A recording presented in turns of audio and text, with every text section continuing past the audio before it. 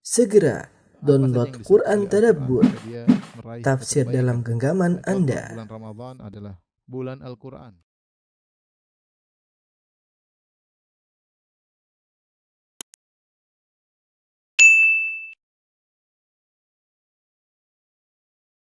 Bismillahirrahmanirrahim. Assalamualaikum warahmatullahi wabarakatuh. Alhamdulillahi ala ihsanih wa syukru lahu ala taufiqihi wa amtinanih. Asyhadu an la ilaha illallah wahdahu la syarika lahu ta'ziman li sya'nih. Wa asyhadu anna Muhammadan abduhu wa rasuluh da'ila ridwanih. Allahumma salli alaihi wa ala alihi wa ashabihi wa ikhwanih. Hadirin dan hadirat jamaah Masjid Tarbiyah yang dirahmati oleh Allah Subhanahu wa taala. Kita melanjutkan pembacaan kitab Riyadhus Shalihin dan kita sampai pada bab 39, bab hakil jar wal wasiyah bihi. Bab tentang hak tetangga dan wasiat untuk berbuat baik kepada tetangga. Allah Subhanahu wa taala berfirman, "Wa'budullaha wa la tusyriku bihi syai'a." Beribadalah kepada Allah semata, wa la tusyriku bihi syai'a, dan jangan menyekutukan Allah dengan apapun. Wa bil walidaini ihsana, dan berbaktilah kepada kedua orang tua. Wa bidzil qurba, dan berbuat baiklah kepada karib kerabat, wal yatama, dan kepada anak-anak yatim, wal masakin, dan berbuat baiklah kepada orang-orang miskin, wal jari dzil qurba, dan tetangga yang punya hubungan kerabat, wal jaril junubi, dan juga tetangga yang tidak punya hubungan kekerabatan, wasahibi bil jambi, dan teman dekat, wa ibnis sabil, dan musafir yang kehabisan bekal, wa ma malakat aymanukum, dan juga budak-budak yang kalian miliki. Ini ayat dibawakan oleh Imam Nawawi rahimahullahu taala sesuai kebiasaan beliau. Sebelum menyampaikan hadis-hadis, beliau bawakan ayat-ayat yang terkait dengan judul bab. Pembahasan kita kali ini tentang hak tetangga, ya. Hak tetangga. Islam sempurna mengajarkan segala hal sampai bagaimana cara bermuamalah terhadap tetangga. Dengan bermuamalah dengan tetangga, seorang bisa meraih pahala yang besar, dan sebaliknya jika dia salah bermuamalah dengan tetangga, dia pun bisa terancam dengan neraka jahanam. Dalam satu hadis sebagaimana sering kita dengar dari hadis Abu Hurairah radhiyallahu taala anhu, dzukira anna fulanah, disebutkan ada seorang wanita, ya, yang dia tusallil lail, dia salat malam, wa tasumun nahar, dan dia senantiasa puasa sunnah, wa tatasaddaq, dan rajin bersedekah, wa fi lisaniha syai'un tu'dhi jiranaha, tetapi dia suka menyakiti tetangganya, ya, dengan kata-katanya, dengan perkataan-perkataan. Dia sakiti bukan dengan perbuatan tapi dengan perkataan, mungkin menggibah, mungkin namimah, mungkin merendahkan, dan macam-macam. Maka Rasulullah SAW ditanya tentang wanita ini, kata Rasulullah SAW, la khaira fiha, tidak ada kebaikan bagi wanita seperti ini, hiya finnar, dia di neraka. Wa dzukira anna fulanah, dan disebutkan wanita yang lain, tusallil maktubah, hanya salat 5 waktu, wa tasumu Ramadan, dan hanya puasa bulan Ramadan saja, wa tatasaddaq bi athwarin min aqid, dan hanya bersedekah dengan aqid, yaitu susu yang dikeringkan, hanya sedikit, beberapa potong saja, tetapi dia tidak mengganggu tetangganya. Kata Rasulullah sallallahu alaihi wasallam, hiya fil jannah, wanita ini di surga. Ini dalil bahwasanya masalah tetangga, ketika bertetangga kita harus mengikuti aturan syariat. Dengan bertetangga yang baik kita bisa meraih surga, dan bisa dengan bertetangga yang salah, cara bertetangga yang salah, maka kita bisa terancam dengan neraka jahanam. Oleh karenanya di sini Al-Imam Nawawi rahimahullah membawakan ayat terkait dengan tetangga. Tadi sudah kita bacakan, Allah berfirman, sembahlah Allah semata, jangan berbuat syirik kepada Allah, jangan mensekutukan Allah sedikit pun dan dengan apapun. Wa bil walidaini ihsana, dan berbaktilah kepada kedua orang tua dengan sebakti-baktinya, dan berbuat baiklah kepada karib kerabat, kepada anak yatim, kepada orang miskin. Kemudian Allah berfirman, wal jari dzil qurba, dan berbuat baiklah kepada tetangga yang punya hubungan kekerabatan. Wal jaril junubi, dan tetangga yang tidak punya hubungan kekerabatan. Dari sini para ulama bagi tetangga menjadi beberapa model. Model pertama adalah tetangga yang punya hubungan kekerabatan. Tetangga muslim punya hubungan kekerabatan. Maka tetangga ini memiliki 3 hak yang harus kita tunaikan. Pertama, dia hak seorang muslim. Yang kedua, dia hak kerabat. Dan yang ketiga, hak tetangga. Jadi ada tetangga kita, dia sekaligus kerabat kita. Dan dia seorang muslim. Maka dia memiliki hak yang harus kita tunaikan 3 hak. 3 hak seorang muslim, hak sebagai kerabat, dan hak sebagai tetangga. Model yang kedua, tetangga muslim tetapi bukan kerabat, yaitu al-jaril junubi. Maka tetangga ini memiliki 2 hak, yaitu hak sebagai seorang muslim dan hak sebagai tetangga. Yang model ketiga adalah tetangga kafir. Tetangga kafir. Tetangga kafir dan dia bukan muslim tentunya dan dia bukan kerabat. Maka tetangga kafir ini punya 1 hak, yaitu hak tetangga. Dia juga harus dibaiki karena dia adalah tetangga. Dan itu dipraktekkan oleh sebagian sahabat. Ketika sebagian sahabat bertanya kepada keluarganya, "Apa kalian sudah mengirim makanan kepada tetangga kita Yahudi?" Maka kemudian dia menyampaikan hadis, "Saya mendengar Rasulullah SAW bersabda, Rasulullah bersabda bahwasanya Jibril senantiasa mewasiatkan untuk berbuat baik kepada tetangga." Ya, jadi namanya tetangga, kita berbuat baik kepada tetangga kita meskipun tetangga kita kafir. Baik, ini dalil bahwasanya berbuat baik kepada tetangga perkara yang baik sebab berpahala, bahkan dicantumkan dalam Al-Qur'an, bahkan digandengkan dengan berbakti kepada orang tua, berbuat baik kepada kerabat, kepada anak yatim, kepada fakir miskin, di antaranya kepada tetangga. Tapi kita masuk pada hadis yang pertama, wa an Ibni Umar wa Aisyah radhiyallahu taala anhuma. Dari Ibnu Umar dan Aisyah radhiyallahu anhuma qala, mereka berdua meriwayatkan dengan berkata, qala Rasulullah sallallahu alaihi wasallam, Rasulullah SAW bersabda, ma zala Jibrilu yusini bil jar hatta dhanantu annahu sayuwarrithuhu, muttafaqun alaih. Kata Nabi sallallahu alaihi wasallam, senantiasa Jibril, mazala itu artinya senantiasa. Senantiasa Jibril berwasiat kepadaku untuk berbuat baik kepada tetangga. Yusini bil jar. Jibril senantiasa berwasiat kepadaku untuk berbuat baik kepada tetangga. Saking seringnya Jibril menyuruh Nabi berbuat baik kepada tetangga, hatta dhanantu, sampai aku menyangka, annahu sayuwarrithuhu, aku sampai menyangka Jibril jangan-jangan menurunkan wahyu dari Allah bahwasanya tetangga akan mendapat warisan. Artinya seakan-akan tetangga termasuk ahli waris, karena begitu seringnya Jibril berwasiat kepada Nabi SAW untuk berbuat baik kepada tetangga. Hadis ini menunjukkan bahwasanya pentingnya berbuat baik kepada tetangga sampai Jibril berulang-ulang mewasiatkan kepada Nabi, jangan lupa berbuat baik kepada tetangga, berbuat baik kepada tetangga. Begitu sering diulang-ulang sampai Nabi menyangka tetangga ini bakalan seperti kerabat. Karena kita tahu bahwasanya yang mendapatkan ahli waris adalah cuma apa? Kerabat. Kerabat pun tidak semua. Tidak semua kerabat menjadi apa? Ahli waris. Jadi ahli waris itu kerabat yang lebih spesifik. Saking begitu seringnya Jibril berwasiat untuk berbuat baik kepada tetangga sampai-sampai Nabi mengatakan, aku menyangka tetangga ini bakalan juga dapat bagian warisan.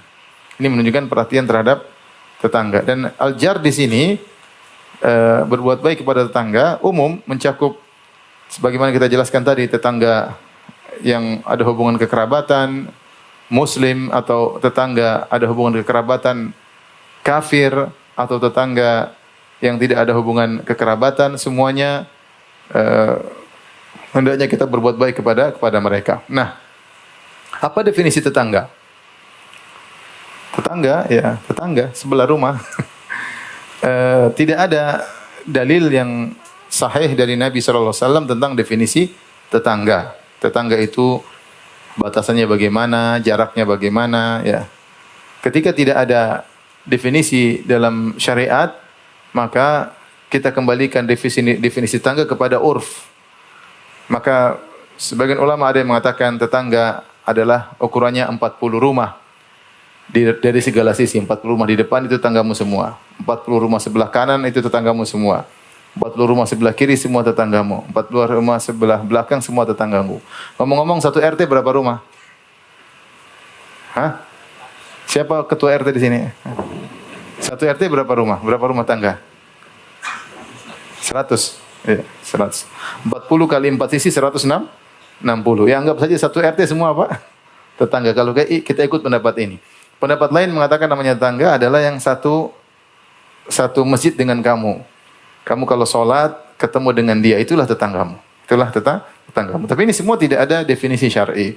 Sehingga para ulama mengatakan kita kembalikan kepada urf yang orang kenal sebagai tetangga, itulah tetangga kita. Itulah tetangga kita. Nah, kalau orang bilang itu tetanggamu, ya sudah. Nah, itulah kita hendaknya berbuat baik kepada dia, beri perhatian kepada dia, karena kita dapat pahala. Kita jadikan tetangga kita sebagai sarana untuk masuk surga. Tapi hadis berikutnya, wa an Abi Dzar radhiyallahu taala anhu, dari Abu Dzar radhiyallahu anhu, qala beliau berkata, qala Rasulullah sallallahu alaihi wasallam bersabda, ya Abu Dzar, wahai Abu Dzar, idza tabakhta maraqatan fa akthir ma'aha. Kalau kau masak daging atau masak sayur, maraqah itu kaldu. Daging dimasak kemudian ada apa? Ada kaldunya ya. Fa akthir ma'aha, maka perbanyaklah airnya. Wa ta'ahad jiranaka, dan perhatikan tetanggamu. Hadis riwayat Muslim. Di sini Rasulullah SAW menyuruh untuk berbuat baik kepada tetangga meskipun pada perkara yang sepele. Artinya Rasulullah mengajarkan kalau berbuat baik kepada tetangga tidak harus barang-barang yang besar. Kalau kau tidak punya kecuali cuma sedikit, berbuat baiklah kepada mereka. Bukan Rasulullah SAW mengajari untuk pelit ya. Kalau masak banyakin airnya, kasih airnya doang, enggak. Tapi Rasulullah SAW menjelaskan kalau untuk berbuat baik kepada tetangga tidak harus kita memberi pemberian yang besar-besar. Pemberian yang sederhana yang kita miliki kasih saja, enggak ada masalah ya. Apalagi kalau zaman dulu rumah berdekatan, kalau seorang masak daging maka aromanya kemana-mana, iya enggak? Iya ya. Saya dulu tinggal waktu di kampus di apartemen, kalau ada yang masak aromanya sampai ke saya, aromanya doang. Kadang-kadang menyenangkan, kadang-kadang tidak menyenangkan. Karena berbeda negara, kadang-kadang sebagian negara saya pernah bertetangga dengan negara lain. Ini masak saya mau muntah menciumnya ya. Ya Allah, tapi mungkin bagi dia lezat sekali ya. Tapi dia juga enggak bagi ke saya. Tapi sampai, artinya aroma tersebut sampai ya. Tapi ya begitulah tetangga ya.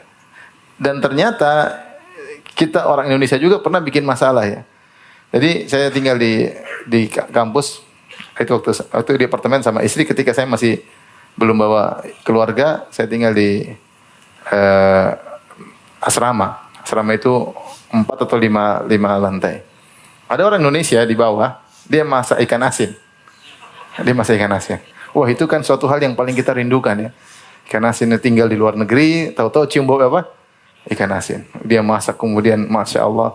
Begitu aromanya kemana-mana, itu orang semua datang dari lantai 2, lantai 3. Ini apa katanya? Mereka enggak kuat mencium bau apa? Ikan asin. Padahal bagi kita tuh aroma yang sangat apa? Lezat.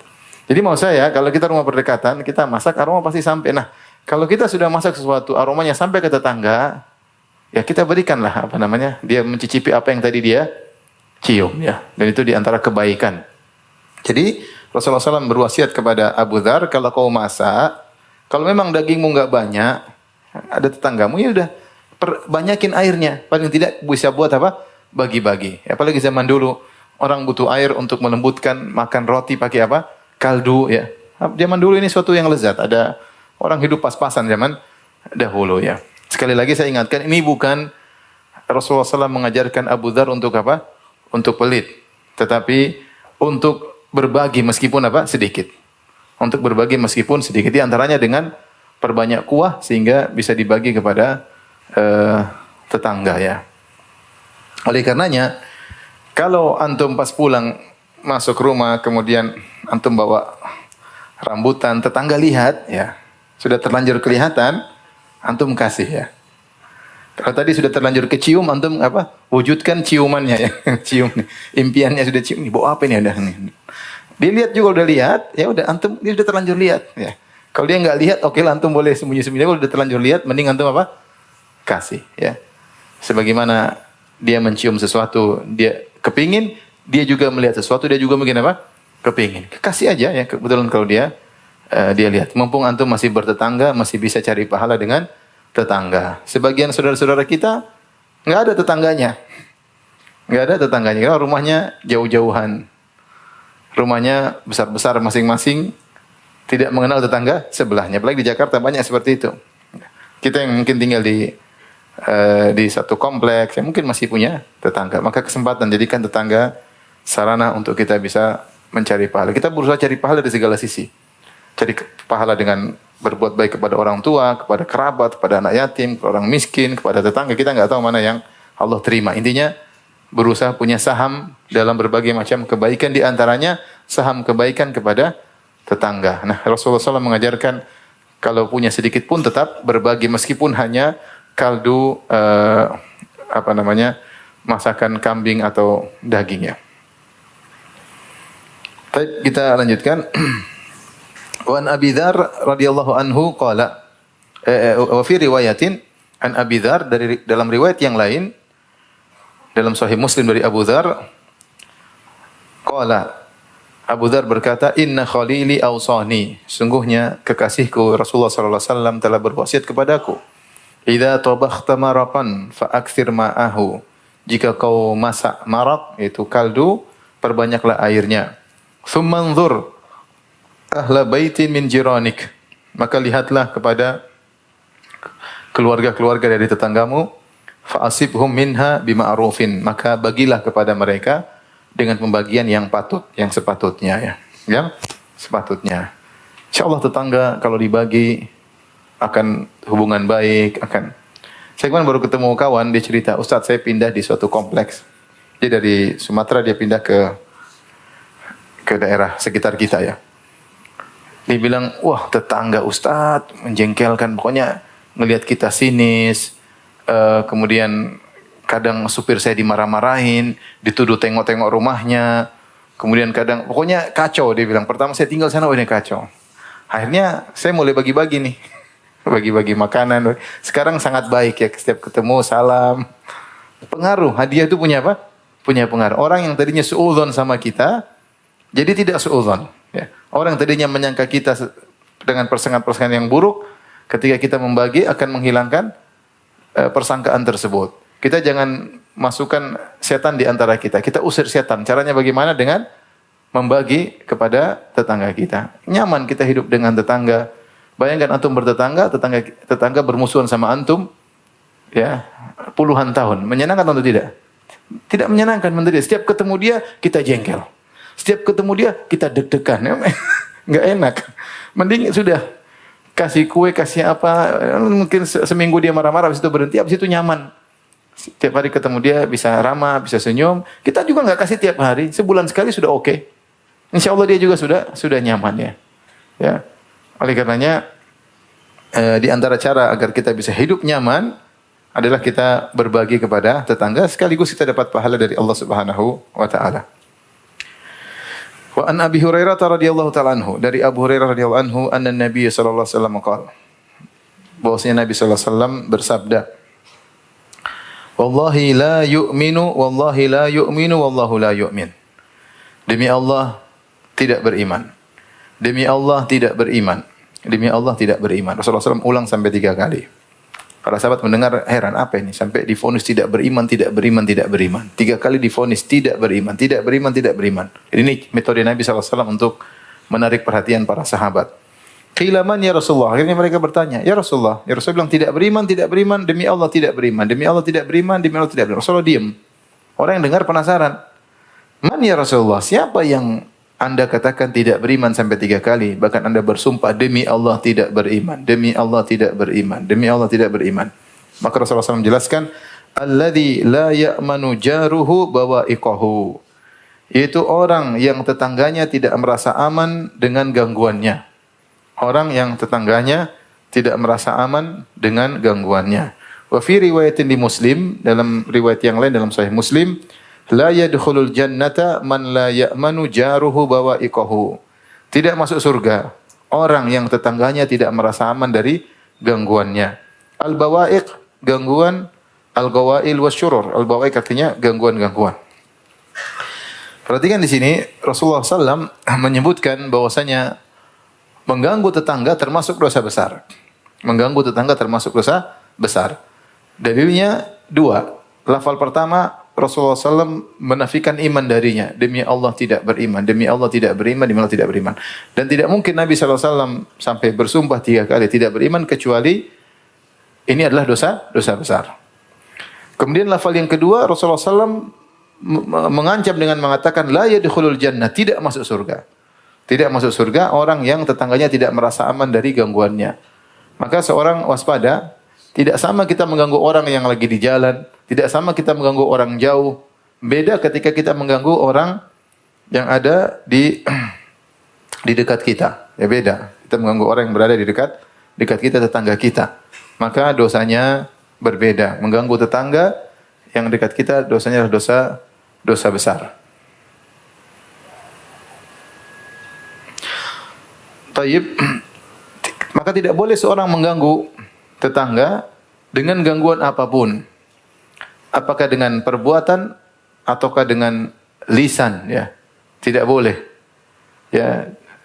Atau dengan lisan misalnya mengata-ngatai mereka, membuat isu tentang mereka atau menyebarkan menggibah mereka. Ini semua enggak boleh, ya. Enggak boleh. Kita enggak boleh mengganggu tetangga dengan lisan. Tadi sudah kita sebutkan di awal pengajian bagaimana seorang wanita masuk neraka gara-gara dia mengganggu tetangganya. Ini terutama ibu-ibu, ya. Ibu-ibu bersabar ketika berhadapan dengan tetangga. Oleh karenanya Al-Ghazali punya perkataan indah, dia berkata, bukanlah berbuat baik kepada tetangga bukan hanya sekedar memberi kepada tetangga. Tetapi namanya berbuat baik kepada tetangga, engkau memberi kepada tetangga dan juga bukan sekedar engkau tidak mengganggu tetangga. Bahkan berbuat baik adalah selain engkau tidak mengganggu tetangga, engkau bersabar atas gangguan tetangga. Beliau sebutkan, jadi jangan kita sangka berbuat baik adalah hanya membagi atau tidak mengganggu, bahkan engkau harus bersabar dengan gangguan mereka, ya. Jadi kalau kita ingin dapat pahala dari Allah, lakukan hal tersebut. Semuanya karena Allah Subhanahu wa taala. Nah, kita disuruh berbuat baik kepada tetangga, ini malah kita berbuat buruk kepada tetangga. Kadang-kadang hal yang sepele, contoh. Seorang nyalakan mobilnya. Tetangga sebelah, mobilnya pakai solar. Dia tidur di situ, kemudian keluar asapnya masuk ke tetangga. Mengganggu atau tidak? Mengganggu, apalagi mobil lama, solar lama. Mobil baru, solar baru aja mengganggu. Apalagi mobil lama, solar subsidi. Ha, sudah itu mengganggu. Sangat mengganggu, ya. Ya. Kalau bensin enggak terlalu mengganggu, tapi kalau solar apa? Mengganggu. Ya kalau kita sudah sampai rumah, matikan. Jangan kemudian kita di depan rumah, tidur dalam mobil, nyalain AC, kemudian asap masuk ke tetangga. Kalau mau ya asapnya masukkan ke pintu rumah sendiri, enggak apa-apa. Adapun asapnya belakang masuk ke rumah tetangga, ini mengganggu. Ini contoh, tidak kita sadari. Contoh kita nyiram bunga. Nyiram bunga tahu-tahu airnya luber ke tetangga. Ini juga enggak boleh mengganggu. Sehingga pecek di depan rumah tetangga, ya. Kemudian ada lalat ke situ, ini contoh. Atau sampah. Sampah tidak kita buang, kita gantungkan di pagar kita. Pertama, mengganggu pemandangan. Yang kedua, bau. Tetangga setiap lewat pasti bau. Taruh aja di kamarmu, jangan taruh di depan pintu. Di kamar cuma ganggu dirimu. Kalau di depan pintu ganggu orang lain. Ya nanti kita tahan, nanti waktunya kita buang. Jangan kita gantung situ, kemudian baunya kemana-mana. Ya. Ini contoh mengganggu dengan perbuatan. Ya, contoh lagi ganggu dengan perbuatan, nyetel radio keras-keras. Ya. Bahkan Syekh Utsaimin menyebutkan dalam buku ini, bahkan mutar Al-Quran nggak boleh keras-keras. Mutar apa? Al-Quran nggak boleh keras-keras. Mutar Al-Quran, orang mungkin mau istirahat, mau dengar Quran dengar sendiri aja. Ya, kecuali kau tahu dia senang. Kamu kemarin putar Syekh siapa? Coba putar lagi. Ya itu nggak apa-apa, putar aja menyenangkan tetangga. Belum tentu dia suka dengar lantunan Syekh tersebut. Atau dia lagi pingin tidur, kita putar lantunan Al-Quran. Mengganggu. Ya, Rasulullah melarang kalau kita di masjid, baca Quran keras, ada yang istirahat, kemudian terganggu. Ya. Apalagi kita putar selain Al-Quran, putar keras-keras. Dangdut atau berita-berita politik keras-keras. Orang dengar, terganggu, tidak bisa tidur. Atau kita bicara teriak-teriak, sehingga tetangga mendengar, ya. Tetangga mendengar. Ini lebih berbahaya kalau rumahnya sangat berdempet-dempetan, ya. Ini kadang-kadang benar-benar mengganggu. Saya pernah jalan suatu rumah dempet-dempetan, terus ada satu keluarga bertengkar. bertengkar, keluar, istrinya keluar, suaminya keluar, istrinya teriak, semua tetangga keluar. Karena berarti suaranya sampai ke semua keluar, lihat, Masya Allah. Jadi jangan kita ganggu tetangga ya. Apalagi rumah yang berdekatan, mungkin kalau sini ngomong sebelah kedengaran, maka waspada. Bentuk gangguan apapun jangan kita lakukan kepada tetangga kita. Karena mengganggu tetangga hukumnya dosa besar. Hukumnya dosa besar. Baik.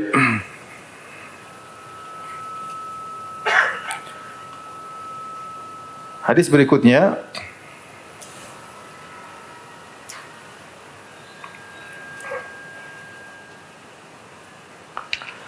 Rasulullah SAW bersabda, wa anhu dari Abu Hurairah radhiyallahu anhu, qala Rasulullah SAW, Rasulullah SAW bersabda, ya nisa'al muslimat la tahqiranna jaratun li jaratiha walau firsina syatin, muttafaqun alaihi. Wahai wanita-wanita muslimat. Jadi ini panggilan mulia. Rasulullah bilang, wahai wanita muslimat, janganlah seorang tetangga meremehkan pemberian tetangganya. Meskipun hanya firsin syat. Firsin itu kaki yang ada dagingnya cuma sedikit. Artinya meskipun hanya kikil. Bahasa kita meskipun hanya kikil. Kalau diberikan kikil, maka jangan remehkan. Terimalah. Jadi Rasulullah SAW dalam hadis ini memberi wasiat dari dua belah pihak. Kepada dua belah pihak. Pihak pertama yang memberi hadiah kepada tetangganya. Mirip dengan seperti hadis Abu Dzar yang sudah kita sebutkan di awal pengajian. Idza tabakhta marakatan fa'aksir ma'aha. Kalau kau lagi masak kaldu, perbanyakin airnya. Wa ta'ahad jiranak, dan berilah kepada tetanggamu. Artinya, kalau kau punya sedikit, jangan ragu untuk berbagi, enggak ada masalah. Demikian juga, wahai wanita, kalau kau enggak punya makanan yang banyak, cuma punya daging-daging sedikit, cuma kikil, bagi, enggak ada masalah. Ini nasihat Nabi kepada yang membagi. Pihak kedua, nasihat Nabi kepada yang menerima. Nasihat Nabi kepada yang menerima, jangan remehkan pemberian tersebut. Kalau ada tetangga kasih meskipun sedikit, terima saja. Jangan kita bilang, loh, kok kayak gini dikasihin kita sih? Jangan, terima saja. Dia masih, berarti dia tuh baik sama kita. Buktinya dia masih mikirin apa? Kita. Dia masih mau berbagi meskipun cuma sedikit. Jadi Rasulullah melarang kita meremehkan kalau orang memberi, meskipun sedikit, cuma kasih kue, kasih apa, terima aja, nggak ada masalah. Alhamdulillah dia masih ingat saya, masih mau berbagi meskipun mungkin kemampuannya segitu. Mungkin meskipun dia pelit tidak ada masalah. Kok bagi kok cuma, jangan kita bilang ini kok cuma segini kok. Terima dan jangan remehkan. Itu salah satu bentuk dari kebaikan tetangga kita ya. Dan kalau kita dapat, kita bagi lagi kepada dia. Saling memberi antara tetangga ya. Dan Rasulullah SAW bersabda, tahadu tahabu. Saling memberi hadiah maka kalian akan saling mencintai. Jadi ini wasiat dari Nabi SAW, kalau engkau adalah seorang wanita muslimah, jangan remehkan pemberian tetangga. Makanya Rasulullah buka dengan perkataannya, ya nisa'al muslimat, wahai wanita-wanita muslimat. Ya, karena kau beriman kepada Allah dan Rasulnya, beriman kepada hari akhirat, maka jangan kau remehkan pemberian tetangga meskipun hanya kikil.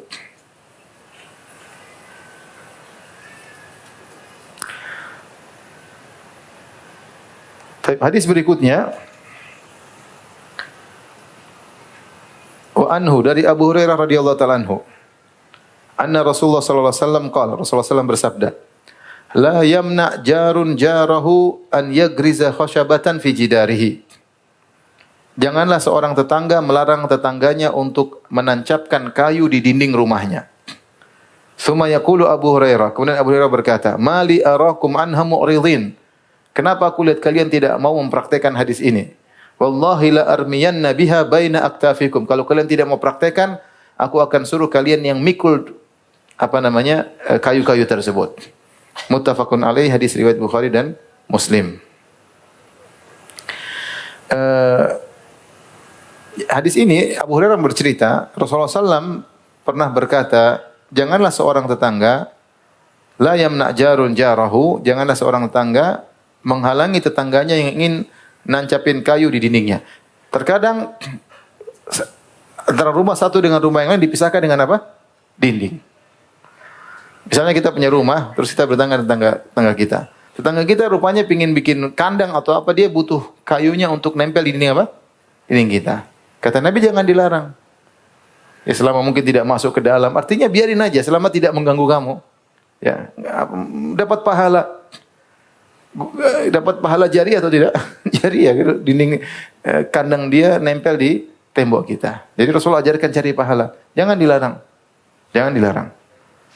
Ketika Abu Hurairah melihat sebagian orang tidak mempraktikkan ini, maka Abu Hurairah marah. Abu Hurairah berkata, "Mali arakum anha mu'ridin." Kenapa kalian berpaling dari sunnah Nabi sallallahu alaihi wasallam? Dan disebutkan Abu Hurairah ketika jadi Amir Madinah, dia berkata, "Kalau kalian tidak mau praktekkan, aku akan suruh kalian tahan kayu tersebut dengan pundak kalian. Tidak usah pakai dinding kalian, pakai pundak kalian supaya tetangga kalian bisa punya tempat untuk menancapkan tembok." Ini dalil bahwasanya dalam bertetangga kita jangan pelit-pelit ya. Kalau tembok kita digunakan selama tidak merusak tembok kita, tidak artinya tidak memberi mudarat kepada kita, maka tidak jadi masalah. Tidak jadi masalah. Justru kita membantu tetangga kita, justru kita mendapatkan pahala dengan berbuat baik kepada tetangga. Baik. Ada beberapa hadis yang tidak disebut oleh Syekh Utsaimin, disebutkan dalam buku yang lain ya. Kita bacakan.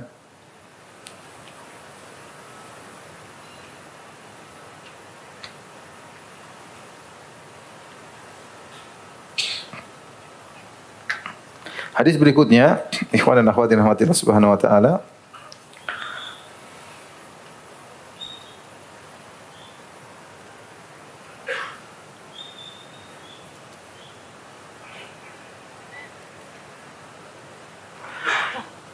Rasulullah SAW bersabda, "Man kana yu'minu billahi wal yaumil akhir fala yu'dhi jarahu." Siapa yang beriman kepada Allah dan hari akhirat, maka jangan dia ganggu tetangganya. Wa man kana yu'minu billahi wal yaumil akhir falyukrim dhaifahu. Siapa yang beriman kepada Allah dan hari akhirat, maka hendaknya dia muliakan tamunya. Wa man kana yu'minu billahi wal yaumil akhir falyakul khairan aw liyaskut. Siapa yang beriman kepada Allah dan hari akhirat, maka dia hendaknya berkata-kata yang baik atau dia diam. Di sini Rasulullah SAW mengingatkan kepada kita, kalau benar engkau beriman kepada Allah dan hari akhirat, hari pembalasan, hari kebangkitan, maka jangan ganggu tetanggamu. Ini peringatan ya, seorang berusaha tidak mengganggu tetangganya meskipun sedikit pun. Dan ingat, dia bukan hanya pikirkan dirinya, dia perhatikan juga istrinya, anak-anak. Jangan sampai dia tidak mengganggu tapi ternyata istrinya mengganggu. Jangan sampai dia tidak mengganggu ternyata anaknya apa? Mengganggu.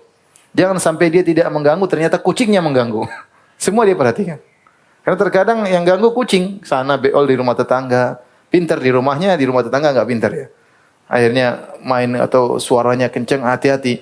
Tidak boleh kita ganggu tetangga. Kita jangan, istri kita jangan, anak kita jangan, kucing kita jangan, supir kita jangan, pembantu kita jangan, mobil kita jangan mengganggu. Pokoknya semua bentuk penggangguan terhadap tetangga kita jauhi. Dan itu konsekuensi dari kita beriman kepada Allah dan hari akhirat. Saya para ulama membahas, kalau kita bangun rumah pun, hati-hati, jangan sampai kita buat rumah yang tinggi, akhirnya kita itlal, kita bisa lihat isi rumah tetangga, enggak boleh juga. Kalau kita bangun seperti kita minta izin, mungkin kita bikin penghalang supaya tidak melihat aurat tetangga. Ini semua diperhatikan ya. Kita bikin rumah tinggi, akhirnya tetangga tidak masuk udara yang segar kepadanya. Ini kita minta izin, mungkin ada kompensasi atau apa. Sehingga kita tidak mengganggu dia. Mentang-mentang kita kaya, dia miskin, misalnya kita berbuat zalim kepada dia. Ya. Masalahnya nanti di akhirat. Masalahnya di akhirat. Mungkin dia tidak bisa berkata apa-apa. Tapi dia bisa ngangkat tangan berdoa kepada Allah Subhanahu wa taala. Dan dia bisa menuntut di akhirat kelak. Maka kita harus peka. Justru kalau kita punya tetangga yang miskin, yang susah, kesempatan kita dapat pahala. Karena membantu orang jauh beda dengan bantu orang dekat. Sebagaimana kita mengganggu tetangga beda dengan mengganggu orang jauh, mengganggu tetangga dosanya lebih besar. Maka demikian pula ketika kita berbuat baik sama orang jauh dengan berbuat baik sama tetangga beda. Berbuat baik kepada tetangga pahalanya lebih besar. Sampai-sampai Jibril berulang-ulang memberi wasiat kepada Nabi sallallahu alaihi wasallam. Maka siapa yang beriman kepada Allah dan hari akhirat jangan ganggu tetangganya. Hadis berikutnya,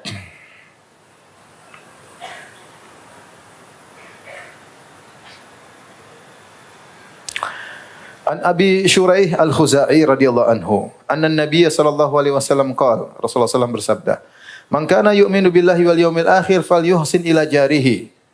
Dalam lafal yang lain, kalau tadi Abu Hurairah, ini hadis sahabat yang lain dari Abu Shuraih Al-Khuzai, kata Nabi sallallahu alaihi wasallam, barang siapa yang beriman kepada Allah dan hari akhirat, maka hendaknya dia berbuat baik kepada tetangganya. Wa man kana yu'minu billahi wal yawmil akhir falyukrim dhaifahu. Siapa yang beriman kepada Allah dan hari akhirat, maka muliakan tamunya. Wa man kana yu'minu billahi wal yawmil akhir falyakul khairan aw liyaskut. Siapa yang beriman kepada Allah dan hari akhirat, maka ucapkan yang baik atau diam. Ini 3 perkara Rasulullah ingatkan butuh menghadirkan keimanan kepada hari akhirat. Seorang tidak mungkin ngomong baik atau diam kecuali dia beriman dengan hari pembalasan. Kalau dia ingin beriman dengan hari pembalasan, dia pasti ngomong milih-milih. Dia tidak asal ngomong, tidak asal berbicara. Dia ngomong milih-milih dulu, mikir dulu. Ini ada buktinya, ada dalilnya, ada datanya. Dia tidak asal nukil, dia tidak asal ngomong, dia tidak asal komentar. Siapa yang bisa melakukan ini? Hanya orang yang beriman kepada hari akhirat. Kalau dia tidak beriman kepada akhirat, dia ngomong seenaknya, komentar seenaknya, nyebar memfitnah seenaknya. Dan betapa banyak orang seperti begitu di zaman sekarang. Nuduh macam-macam, bikin fitnah macam-macam, memuaskan hawa nafsu, yang penting dia senang. Yang penting asal ngomong. Tidak mungkin dia hati-hati kecuali beriman kepada hari akhirat.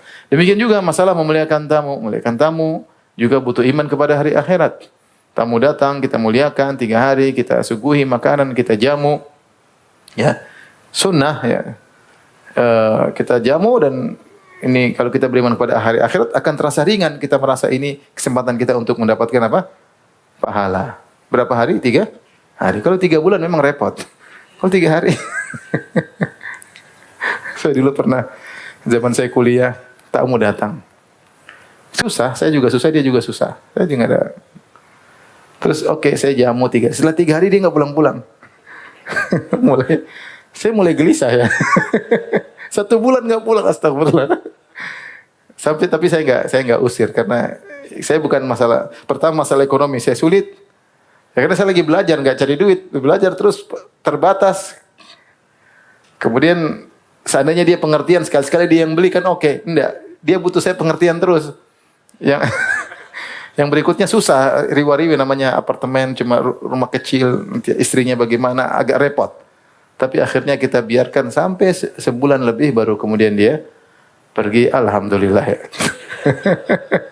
Kalau 3 hari insya Allah masih beriman, hari keempat agak sulit ini. Karena kemampuan terbatas ya. Jadi intinya tamu juga pengertian, kita juga saya sama-sama pengertian. Nah, makanya Rasulullah subhanallah syariat itu indah, 3 hari. Subhanallah ya. Nah, jadi tidak semua orang mampu untuk bertahan sampai apa? Sebulan, itu harus saling pengertian. Kemudian di antara yang butuh beriman kepada hari akhirat adalah berbuat baik kepada tetangga ya. Kita disuruh berbuat baik, dan berbuat baik sini umum. Apapun yang berupa ihsan itu umum, dengan apapun. Kita bantu dengan tenaga, kita bantu dengan kita berbuat baik dengan senyuman, ya. Kita kalau dia sakit kita jenguk, kita sapa dia. Semua kebaikan yang bisa kita lakukan kepada tetangga kita lakukan. Baik berupa materi maupun tenaga maupun senyum, semua kebaikan yang bisa kita berikan kepada tetangga kita lakukan ya. Kita lakukan. Terutama ikhwan-ikhwan dan akhwat-akhwat yang mungkin istrinya pakai cadar. Ya, ini kadang-kadang pandangan masyarakat, pandangannya ini eksklusif lah, inilah. Kita tunjukkan bahwasanya Ahlus Sunnah tidak demikian. Pakai cadar tapi ramah, ketemu orang sana, sapa orang sini, apalagi tetangga dekat. Tetangga ini yang paling penting, karena mereka yang lebih tahu tentang kita. Kalau kita baik sama mereka, ada isu macam-macam, mereka akan bela. Tapi kalau kita nggak baik sama mereka, ada isu macam-macam, mereka maka oh iya benar itu benar. Memang sejak datang sini bikin masalah, itu repot. Ya, makanya kita jalankan sunnah, meskipun kita mungkin istri bercadar atau tetap kita bergaul sama tetangga, berbaik pada mereka. Jadi berbuat baiklah kepada tetangga sebisa kita, karena ini sarana kita untuk bisa meraih surga. An Aisyah radhiyallahu ta'ala, hadis berikutnya dari Aisyah radhiyallahu ta'ala qalat, qultu ya Rasulullah, inna li jaraini fa ila ayyihima uhdi. Ya Rasulullah, saya punya 2 tetangga. Kepada siapakah di antara keduanya yang saya berikan hadiah? Ya, zaman dulu tidak semua punya rezeki ya, mungkin terbatas. Mau kasih 2 tetangga enggak cukup. Enggak pantas kasih 2 tetangga, bisa cuma kasih 1 orang. Siapa yang lebih utama? Kata Rasulullah SAW, ila aqrabihima minki baban. Yang pintu rumahnya paling dekat dengan rumahmu. Itu yang lebih utama untuk kau baik. Disebut jarul mulasik, yaitu tetangga yang langsung nempel dengan kita. Ini lebih utama untuk kita kasih hadiah. Jadi berbuat baik kepada tetangga juga ada tingkatan-tingkatannya. Ya. Kalau kita kemampuan kita terbatas, maka kita berikan yang paling terdekat. Kalau kemampuan kita lapang, alhamdulillah, semuanya kita kasih. Semuanya kita kasih. Subhanallah, meskipun sedikit ada pengaruhnya. Meskipun sedikit ada pengaruhnya. Ya. Kasih aja, enggak apa. Terserah, serahkan, ya Allah saya kasih. Mau dia bilang apa, tapi insya Allah orang Indonesia baik-baik kok. Yang penting kita kasih, kemudian mungkin ada suudzon, ada macam-macam, akan hilang semuanya. Karena kita niat baik dari hati, insya Allah masuk ke hatinya juga.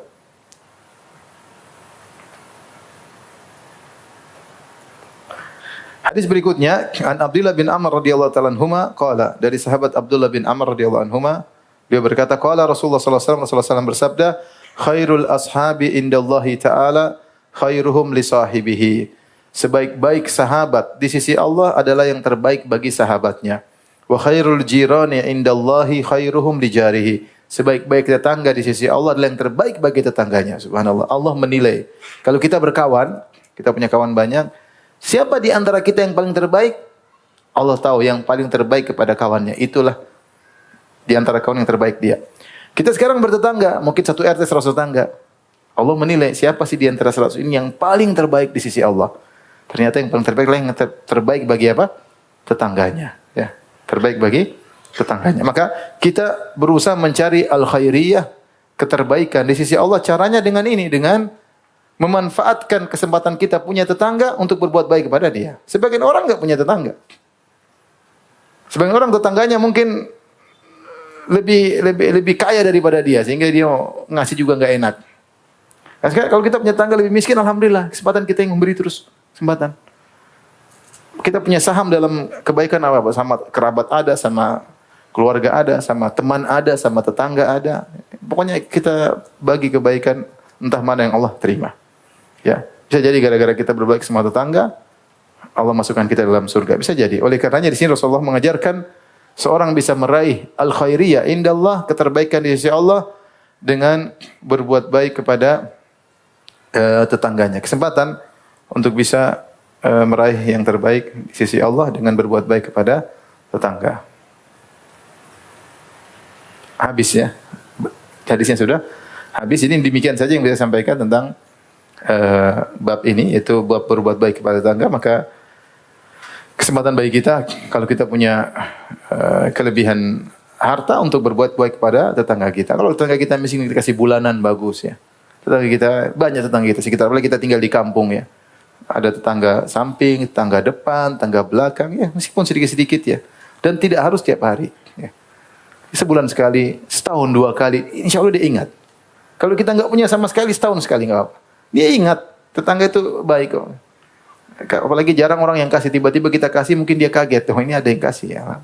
Insyaallah. Kalau dari hati, maka akan sampai ke hati pula. Wallahu a'lam bishawab, demikian saja. Insyaallah kita lanjutkan pada pertemuan depan dengan bab yang baru tentang bab birrul walidain dan silaturahmi. Wallahu ta'ala a'lam bishawab. Wabillahi taufiq wal hidayah. Assalamualaikum warahmatullahi wabarakatuh.